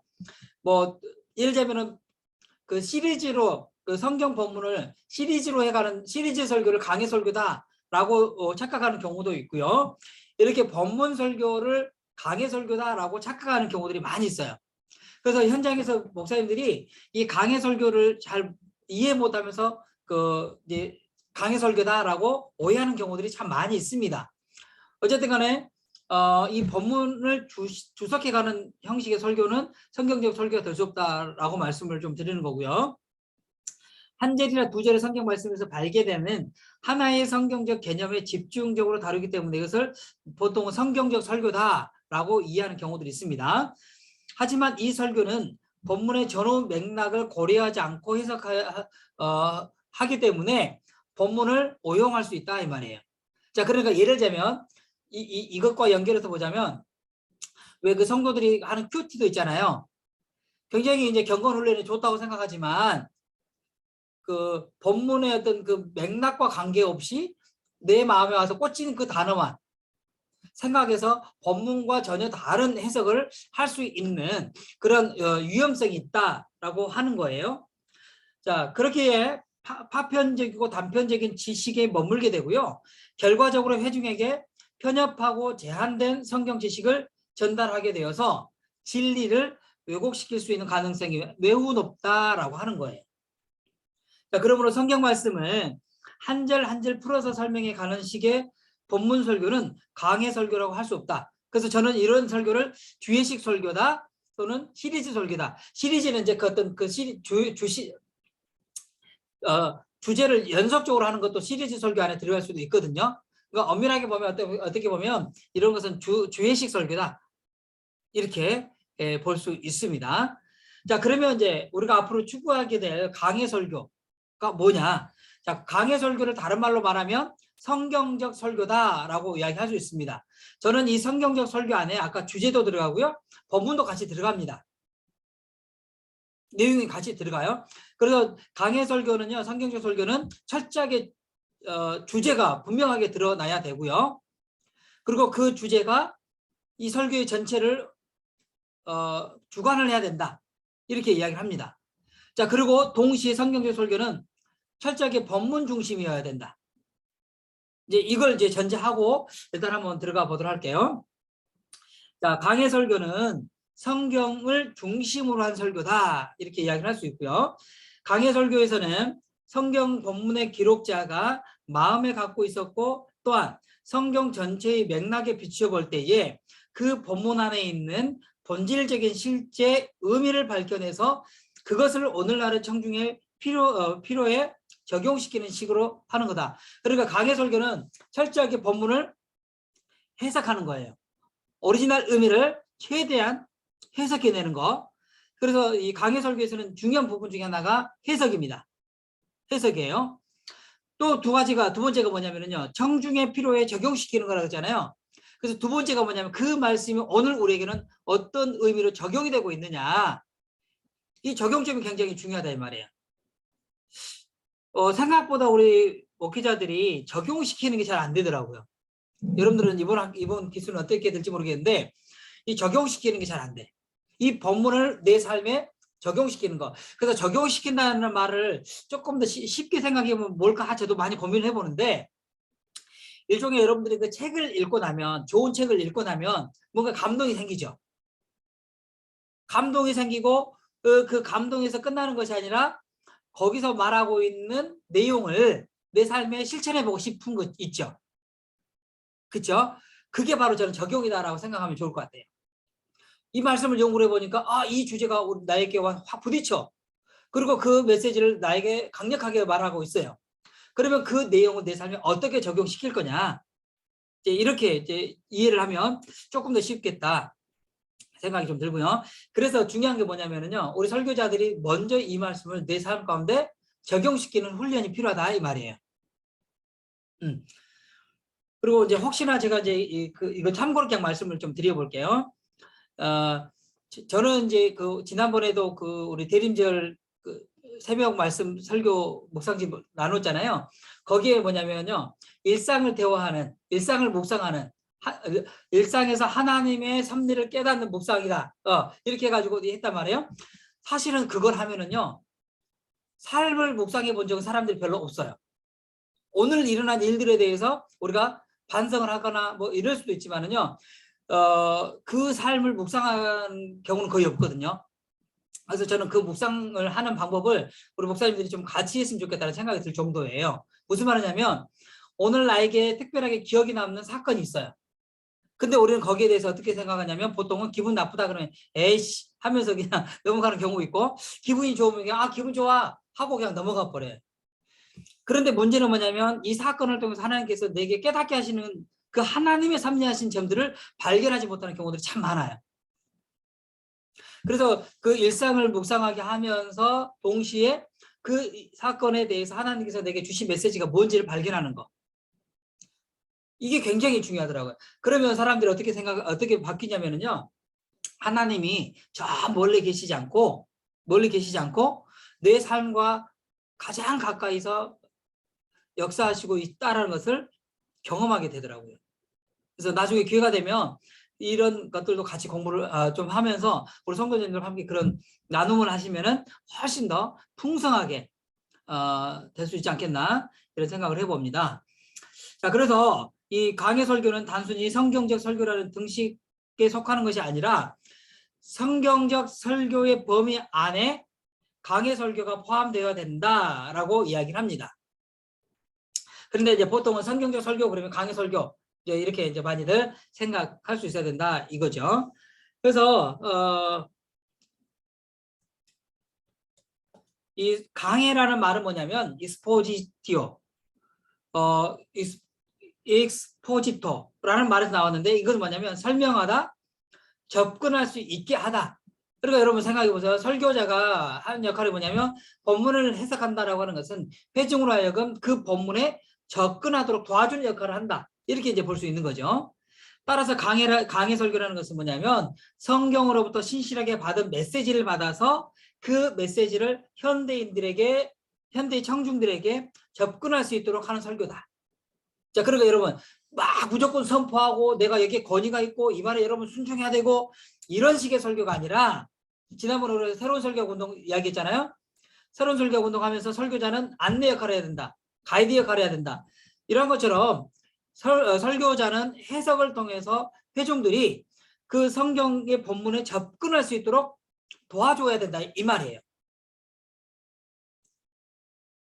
이에서 그 헤던 노비슨이 이 강해 설교에 대해서 굉장히 이제 선구적인 역할을 하고 있는 이제 학자입니다. 그래서 헤던 노비슨은 이제 성경적 설교라는 책에서 강해 설교는 본문의 문맥에 맞는 역사적이고 문법적이고 문학적 연구를 통해서 얻어지고 전달되는 성경적 개념을 전달하는 것이다. 자, 성령님은 그것을 먼저 설교자의 인격과 경험에 적용시키고, 자, 중요한 게 뭐예요? 그러니까 설교를 하기 이전에 첫 번째 독자는 누구예요? 설교자 자신이다 이 말이야. 나는 안 듣고 그냥 너네들만 들어. 이것은 거짓말이에요, 거짓말. 그렇죠? 그러니까 설교자가 철저하게 본문과 씨름하는 그 과정이 필요하다 이 말이에요. 자, 그런데 오늘날 또 우리 한국교회 목회자들이 가장 어려운 것 중에 하나가 뭐냐면 그냥 돌아서면 또 설교를 해야 되고 또 돌아서면 설교를 해야 되고 이런 이제 문제가 있기는 해요. 그래서 이제 다들 목회를 하고 계시겠지만 주일 설교도 뭐 해야 되고 뭐 그 수요 설교도 해야 되고 금요 설교도 해야 되고 새벽 예배도 해야 되고 이렇게 할 때 저는 여러분들에게 한 가지 혹시나 그냥 팁을 말씀 한번 나눠보고 싶은 게 뭐냐면 만약에 설교를 100이라고 생각한다면 어느 설교에다가 많은 에너지를 쏟을 것이냐 본다 그러면 주일 설교예요. 첫째는. 그리고 금요일 설교 만약에 금요 집회를 한다고 한다 그러면요 금요일 설교에도 저는 목숨을 걸었으면 좋겠다. 대체적으로 금요일은 성령의 어떤 그 뜨거운 역사심이 있잖아요. 그래서 이제 그런 부분들의 목마름을 또 해결 안 하면 안 돼. 그래서 그런 부분들은 금요일 날 가능하면 하시고 또 그러나 또 주일날 한 분만 오시는 성도들이 주일날 있잖아요. 그분들을 또 위해서도 말씀을 잘 준비를 하셔야 돼. 그리고 나머지는 사실은 그냥 안타 정도만 쳐 주셔도 돼. 왜냐? 이분들은 신앙생활을 오래 하셨던 분들이기 때문에 그래도 웬만큼 이렇게 해도 따라오실 수 있는 분들이다. 그래서 만약에 시간 분배를 한다 그러면 금요 심야 기도회와 주일 설교에 많은 프로테지스를 가지고 가고 나머지는 조금 더 이제 힘의 분배를 좀 적게 가지고 가셔도 되지 않겠나 이렇게 한번 말씀드리고 싶습니다. 어쨌든 간에 설교자가 먼저 자기 인격과 자신의 삶에 적용시키는 역할이 중요하고요. 그리고 그 다음에 청중들에게 회중들에게 적용시켜야 된다. 이겁니다. 자, 이처럼 강해 설교는 단순히 성경 본문을 나열하는 주석식 설교가 아니다.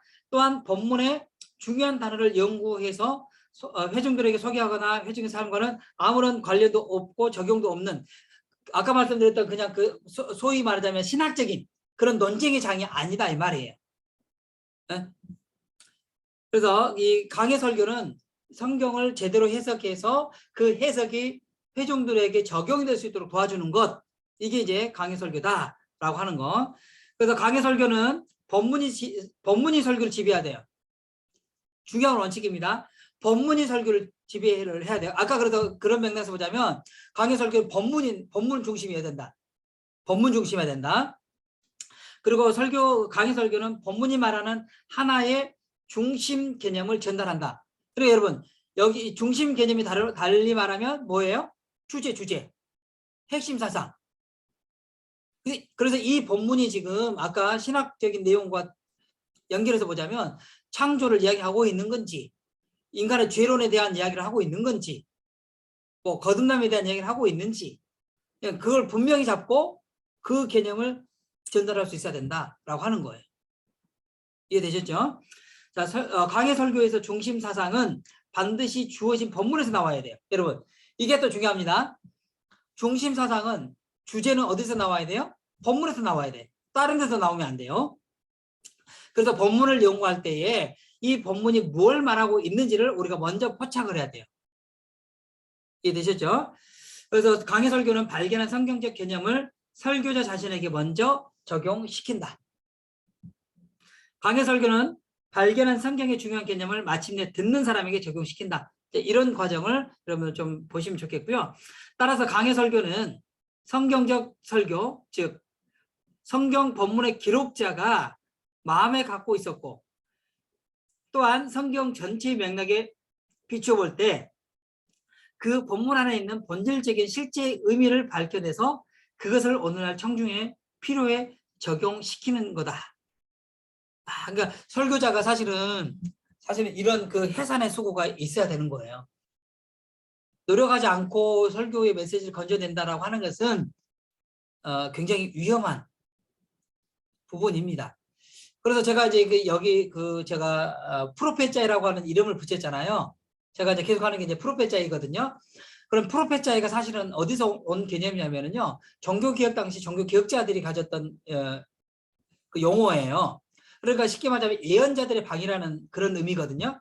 예언자들의 방. 그러니까 종교개혁자들이, 신학자들이 현장 목회자들을 모아가지고 성경 공부를 하고, 성경 공부를 할 때는 라틴어도 하고 뭐 헬라어도 공부하고 뭐 그렇게 공부를 해가지고 연구된 내용을 가지고 설교할 수 있도록 도와주는 그 연구 모임이 바로 프로페자이였어요.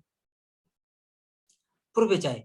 그래서 여러분 다른 일들도 많이 바쁘긴 하지만은요, 이 프로페자이 모임을 좀 더 열심히 같이 하시면 좋겠다 싶어요. 그래서 저도 지금 기도를 하고 있는데 제 일정이 어떻게 될지 몰라가지고 아직 못했는데, 예전에는 그 프로페자이를 계속 했었거든요. 매주 모임을. 근데 지금 제가 일정이 좀 잘 안 나와가지고 못하고 있는데, 가능하면 저는 우리 목사님들과 함께 프로페자이 모임을 계속해서 지속해 가고 싶어요.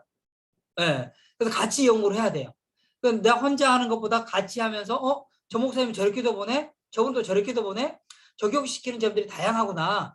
그러면 설령 내가 나한테는 적용이 잘 안 됐다 할지라도 나눔을 하면서, 우리 목회자들이 나눔을 하면서 그 나눔에 대한 이야기가 감동이 되면 그 이야기를 그대로 또 회중들에게도 전달할 수도 있어요.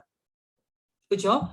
그래서 저는 이걸 통해서 매주 이 프로페자의 모임을 우리가 좀 같이 했으면 좋겠다, 이런 욕심을 내보고 있습니다. 어쨌든 자, 그리고 목적에 따라서 이 설교에 대한 분명한 그 분류가 좀 있어야 되는데요.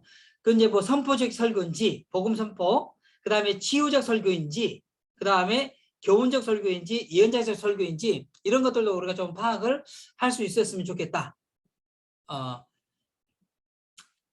그리고 이제 설교 형태에 대해서 뭐 대지 설교, 분석 설교, 이야기 설교, 또는 뭐 서사 설교, 설화 설교, 현상학적인 전개식 설교, 뇌페이지 설교, 이런 다양한 형태의 설교들이 있다라고 하는 거예요. 그 중에 이제 우리는 이제 분석 설교에 대해서 한번 우리가 공부를 해볼 거다 이 말이에요. 분석 설교. 자, 분석 설교는 윌리엄 에반스가 그의 책 How to Power Sermon에서 제시한 방법인데, 우리 이제 정장복 교수님이 그것을 조금 더 발전시켜서 체계화시켰다 이거예요. 기존의 대지 설교나 강해 설교가 가지는 약점을 반해서 두 가지 접목을 시켜 나가는 이제 그런 과정이었다.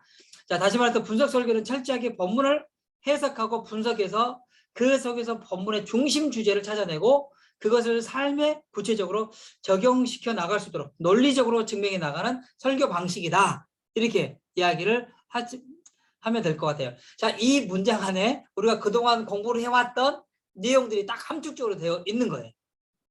그러니까 근데 이 이야기 한 문장이지만은 앞에 우리가 몇 주 동안 공부했던 내용이 전제가 되지 않으면 이 문장을 또 다시 설명해야 되는 이제 그런 번거로움이 있지만 어쨌든 간에 우리는 이제 그런 과정을 지나왔기 때문에 이 문장을 한마디로 이해를 할 수 있다 이거죠. 그렇기 때문에 분석 설교는 본문을 한 절 한 절 풀이해가는 주의식 설교를 제외하고는 어떤 설교의 유형에도 사용 가능한 형태이고 합리적인 이성을 중시하는 현대 지성인들에게 많은 환영을 받는다.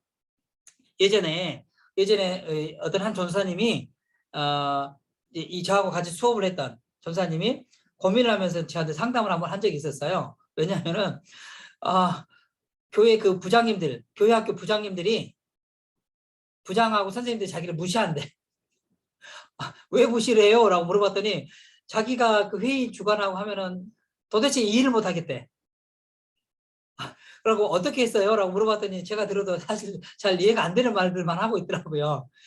그래가지고 제가 이제 이 분석 설교를 가르쳐 주고 회의 진행을 할 때 이 분석 설교 형식으로 회의를 진행해 봐라. 이제 그렇게 이제 제안을 해드렸더니 그리고 그 어떤 그 뭐랄까 프로그램 같은 것도 계획을 할 때 이 폼을 가지고 계획을 하고 이 폼을 가지고 교사들에게 설명을 해봐라. 이제 그렇게 했어요. 그래가지고 한 두어 달이 지났나? 웃으면서 왔어. 부장님하고 관계가 굉장히 좋아졌대. 이런 식으로 설교를, 그러니까 논리적으로 하니까. 논리적으로 설명을 하니까 이해가 되는 거야.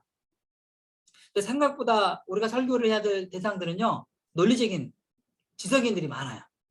논리적으로 말 안 하면 안 되겠죠. 그러나 어쨌든 간에 설교는 기본적인 전제가 논리적이어야 돼요. 그러나 그 안에 사용하는 단어들은 논리적인 언어여도 좋고 또 감동을 불러일으키는 그런 언어여도 좋겠죠. 그러나 이 분석 설교는 기본적으로 이런 그 논리적인 근거가 있어야 된다라고 하는 거.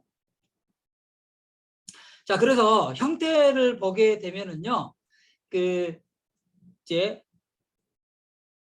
서론이 있고 정의라기 정의. 이게 뭐냐? 정의, 주제에 대한 정의, 그리고 주제에 대한 필요성, 그 주제를 어떻게 실천할 것인가 실천 방안, 그리고 그것을 실천했을 때 어떤 결과가 나오는지 what 그리고 결론으로 구성된다 이 말이에요. 자, 여러분들이 이제 머릿속에 이것을 이제 넣기 시작합니다. 이제 자, 분석 설교의 형태는 뭐냐면 서론, 주제에 대한 정의, 주제의 필요성, 주제 실천 방안,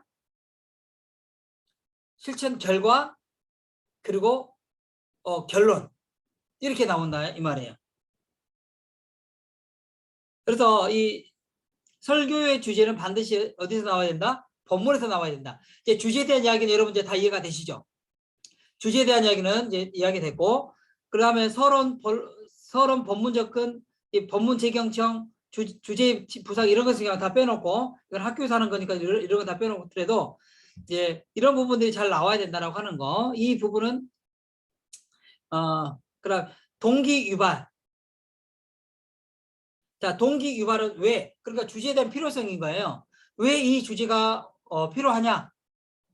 주제에 대한 필요성을 이제 증명해 내는 거예요. 만약에 주제가 사랑이다. 그러면 사랑의 실천이 왜 오늘날 우리에게 필요하냐?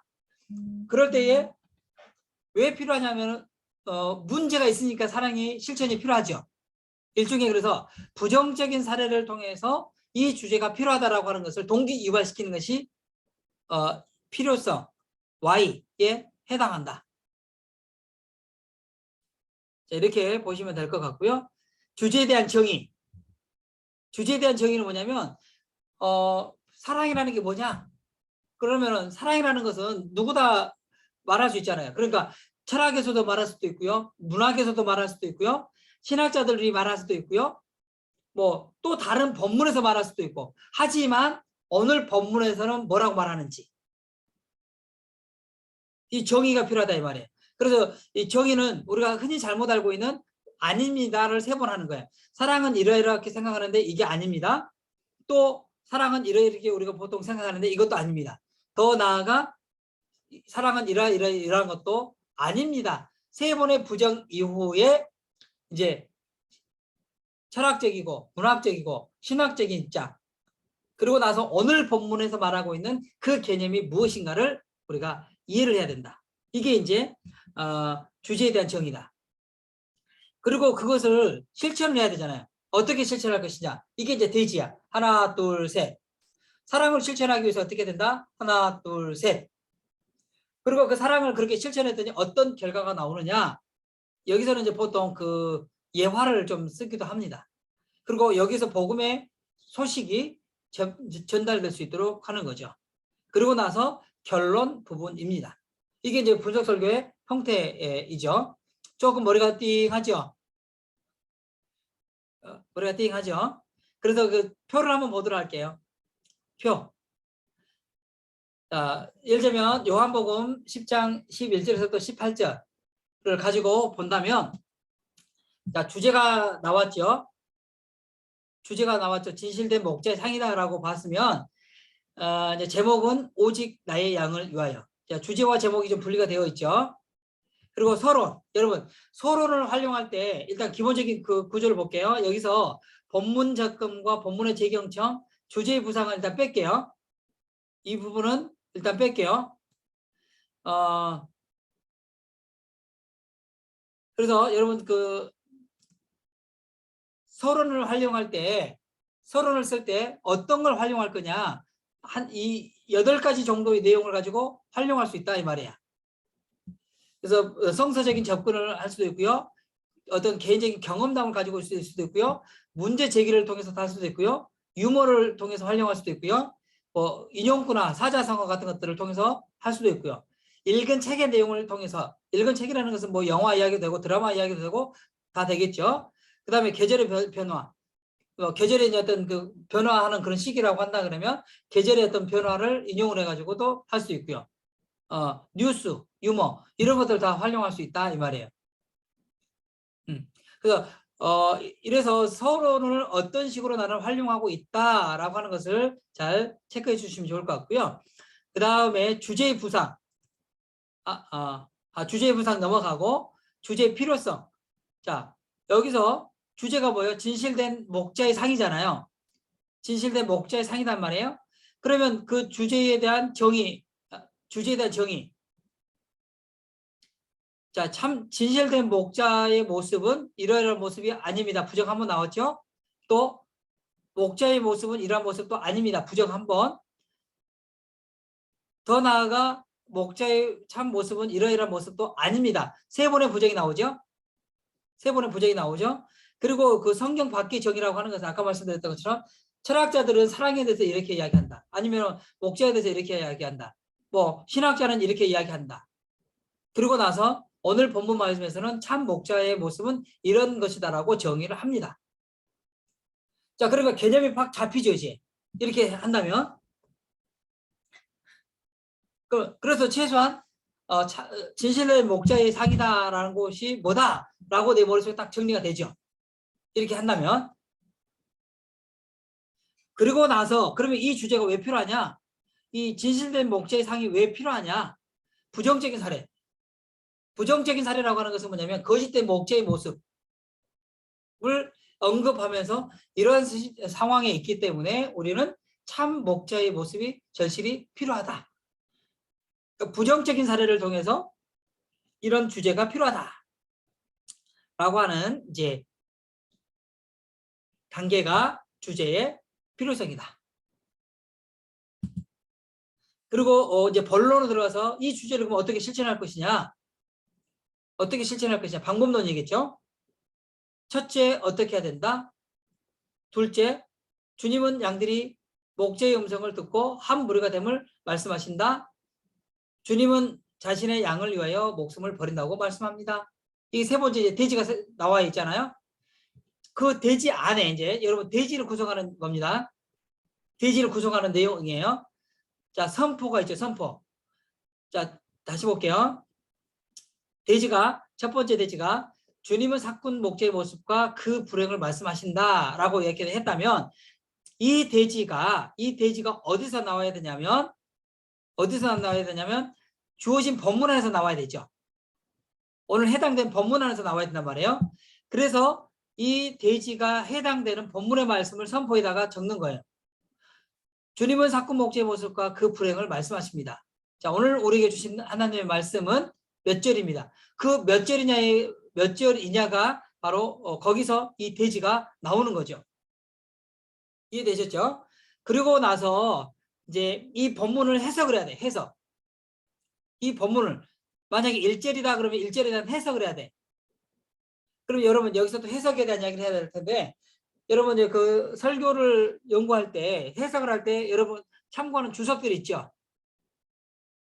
주석을 참고를 하셔서 주석을 그대로 뺏기지 마시고요. 내 언어로 바꿔서 기록을 하시는 게 더 좋겠죠. 그래서 여러 개의 주석을 참고하면서 여러분들이 이 본문에 대한 이야기를 해석해 내는 겁니다. 그래서 또 이 해석하는 단계가 좀 어렵기도 합니다. 그리고 아까 말씀드렸던 것처럼 해석이 있으면 그 다음에 뭐가 있어야 돼요? 적용이 필요하죠. 적용. 자, 이해되셨나요? 그리고 이게 이제 첫째, 둘째, 셋째까지 똑같은 형식으로 진행이 됩니다. 셋째까지 이렇게 되는 거죠. 그리고 그 다음에 이제 주제 실천 결과 이렇게 실천했더니 이런 주제가 이렇게 필요한데 이렇게 실천했더니 이런 결과가 나왔다가 이제 주제 실천 결과이다 이 말이에요. 그리고 결론을 보자면요, 여러분 결론도 잘 보세요. 결론도 7가지 형태 중에 하나를 선택하시면 됩니다. 설교 요점의 반복, 경의적이고 충격적인 표현, 격려의 형식, 시의 활용, 은총의 선언 형태, 명령적이고 교훈적인 형태, 본문을 비롯한 성구를 읽음. 이것 중에 뭐 하나든 또는 2가지든 이렇게 하시면 되죠. 결론은 이렇게 이제 마무리를 해주는 것이다. 이렇게 보시면 되겠습니다. 네, 이게 지금 기본적인 분석 설교의 기본 형태입니다. 형태 좀 어떠세요? 그래서 여러분들이 이제 머릿속에 이 형태에 대한 기본적인 것을 딱 머릿속에 넣으셔야 돼요. 자, 이 시간에 잠깐 한번 머릿속에 기억을 해볼게요. 분석 설계 형태 아까 구조가 어떻게 되죠? 첫 번째가 서론이죠. 서론 다음에 뭐예요? 주제에 대한 정의. 주제에 대한 정의죠. 그 다음에 주제에 대한 정의 다음에 뭐예요? 주제의 필요성. 그 다음에 본론에서 대지 1, 2, 3이죠. 실천 방안에 대해서 대지 1, 2, 3 그걸 실천했더니 어떻게 됐어요? 맞댄 결과가 됐냐? 맞댄 그리고 결론이야. 이 단계를 여러분들이 머릿속에 쭉 넣으셔야 돼. 그래서 본문을 볼 때에 이제 이 본문의 주제가 뭐지? 근데 이 주제가 왜 필요하지? 주제를 실천하기 위해서는 어떻게 해야 되지? 그리고 이 주제를 실천하고 났을 때 어떤 현상들이 일어나지? 예화를 찾으시면 되고요. 그 다음에 결론. 이게 머릿속에 딱 여러분들이 이제 들어와 있어야 돼. 그래서 논리적이지 않은 사람들은 이 설교를 볼 때 너무 어렵다, 머리 아프다, 합리적이다, 뭐 이런 이야기를 합니다. 그 이유는 뭐냐면 우리 머릿속에가 아직 체계화되지 않았기 때문에 그래요. 체계화되지 않았기 때문에. 이게 딱 하나의 그 체계화되면은요, 여기다가 내용을 집어넣기만 하면 돼요. 그래서 일종의 건축적으로 본다면은요, 이 분석 설계 형태 뼈대를 만드는 것은 건축의 뼈대를 만드는 것과 같다. 이해되셨나요? 그래서 머릿속에 딱 그걸 지금 한번 넣어보세요. 제가 한 1분 정도 시간을 드릴 테니까 머릿속에 다시 한번 딱 그 뼈대를 한번 넣어보세요.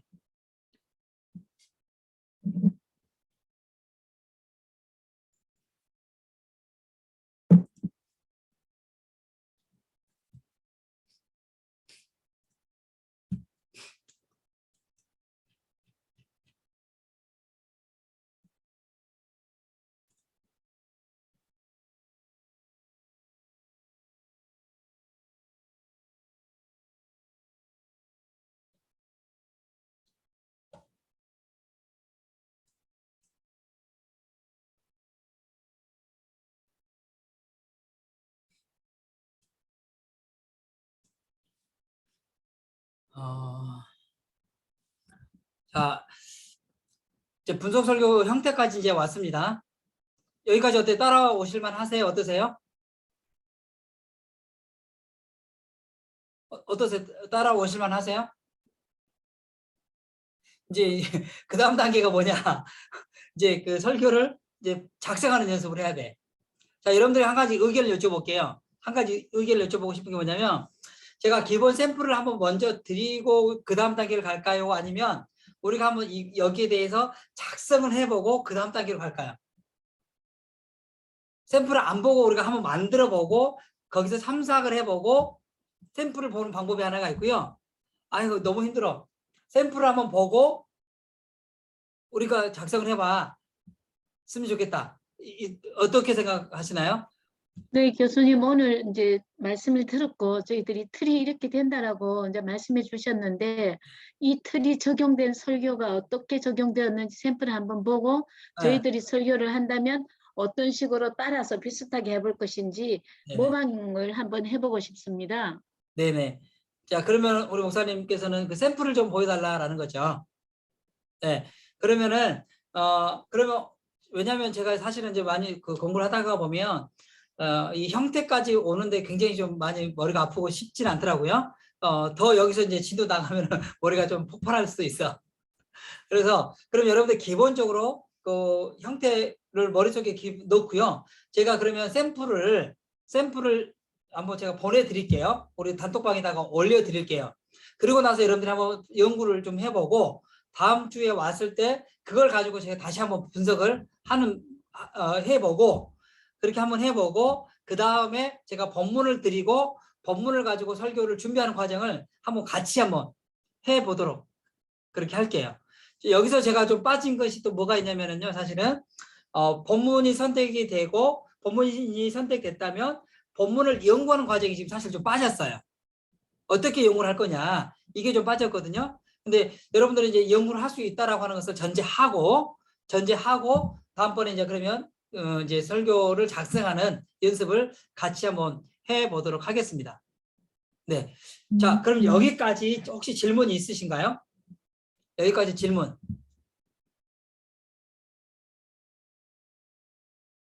어때 좀 따라올 만 하신가요? 어떠세요? 우리 말씀해 주셨던 우리 성은혜 목사님.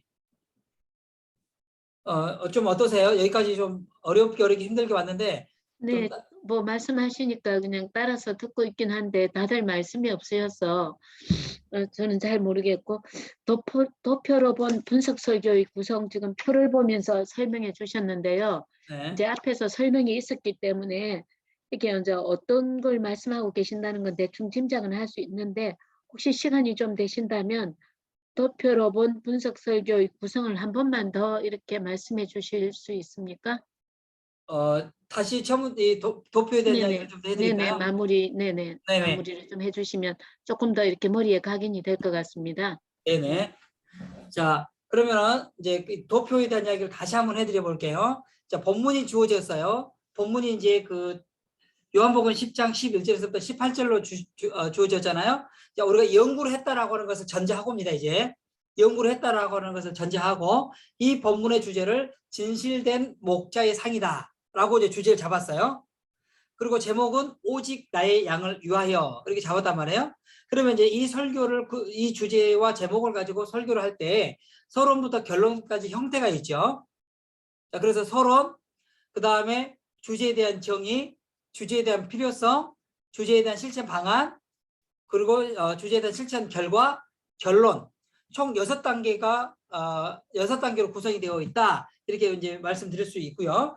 그래서 이제 우리가 보통 서론을 활용할 때는 성경적 접근이나 뭐 인간적인 경험담이나 문제의 제기나 뉴스의 활용이나 인용구의 사용 이런 8가지를 활용해서 우리가 서론을 작성할 수 있다. 이제 이렇게 말씀드리고요. 그 다음에 이제 주제에 대한 정의. 주제에 대한 정의는 뭐냐면 이 주제 여기서 진실된 목자의 상이라고 그랬잖아요. 목자, 참 목자라고 표현할게요. 그냥 참 목자에 대한 부정적인 견해들 우리가 잘못 이해하고 있는 그런 것들에 대해서 이건 아닙니다. 이것도 아닙니다. 저것도 아닙니다. 뭐 이렇게 부정적인 사례를 부정적인 정의를 내려준 다음에 그 다음에 성경 밖의 정의라고 하는 것은 뭐냐면 신학자들이나 철학자들이나 문학가들은 어떻게 표현하고 있는지. 그래서 참고로 제가 여기서 말씀드리자면요, 저는 백과사전이 하나가 있어요. 백과사전이 있는데 그 백과사전을 많이 참고를 합니다.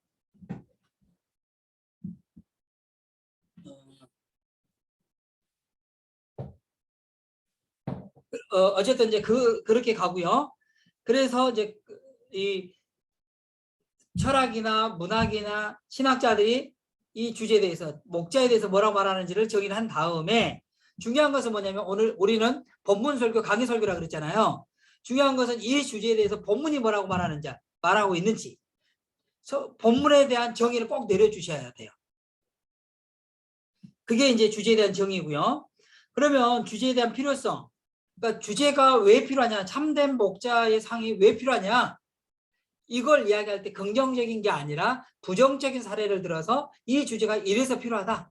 그 집 목자가 이러이러한 모습을 가지고 성도들의 양을 죽인다. 그러니 이 시대는 정말로 참된 목자의 상이 필요하다. 뭐 이렇게 이제 정의를 필요성을 이야기할 수 있겠죠. 자, 그러면 중요한 것은 이 주제에 대한 실천을 어떻게 할 거냐? 주제에 대한 실천을 어떻게 할 거냐? 이게 바로 첫째, 둘째, 셋째. 이 주안점이다 이 말이 주안점. 그리고 주안점 하나를 할 때 그 해당 본문을 제시하고 그 본문을 해석하는 과정, 그리고 적용하는 과정이 있어야 된다. 그 첫째 대지에서 그래야 되고 또 둘째 대지에서도 그래야 되고 셋째 대지에서도 이렇게 나와야 된다. 그리고 이제 네 번째로 다섯 번째로 주제, 실천, 결과. 이게 이렇게 실천했더니 어떤 결과가 나왔다.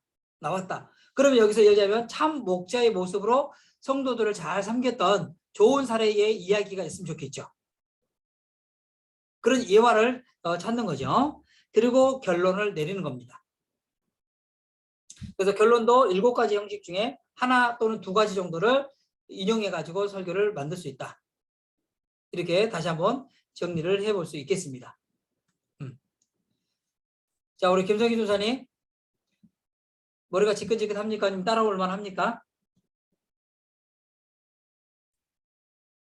그냥 뭐 해봐야죠. 뭐.